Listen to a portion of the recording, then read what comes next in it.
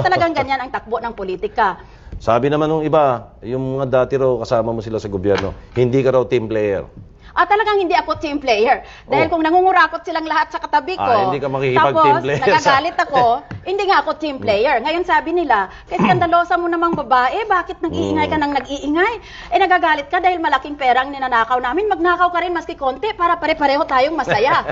Ngayon, kung hindi mo sila pagbigyan, yan ang magiging sanhi kung bakit tatawagin kang hindi ka team player. Pero for the record, pareho na sinabi mo rin kanina, pag maganda, at para sa kabubuti ng majority, nakikipag-team play ka. Natural. Yun ang sabi ko. Basta Mabuti. pakita lang kayo ng resulta. Iba ang salita, iba ang propaganda, iba ang cywar, iba rin ang resulta. Kamukha sa Immigration Commission. Maski anong paninira ang ginawa nila sa akin sa oras ng mga kampanya, hindi nila talaga matatakpan ang katotohanan na talagang may resulta doon. O maski sa agrarian reform.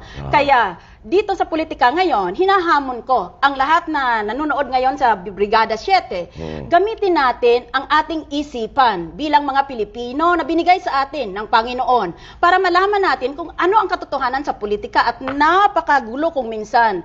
Isipin lamang natin, itong taong nagsasalita, may resulta ba siya para sa sambayanan o puro magaling lang siya sa salita niya? Yun na lang. We should apply the test of results. We should apply the principle of management by results. Or, to use the words of the Bible, by their fruits you shall know them. Kung anong pinagbunga nila, ay di yun ang katotohanan tungkol sa kanila. Resulta ng gawa. Yes. Okay.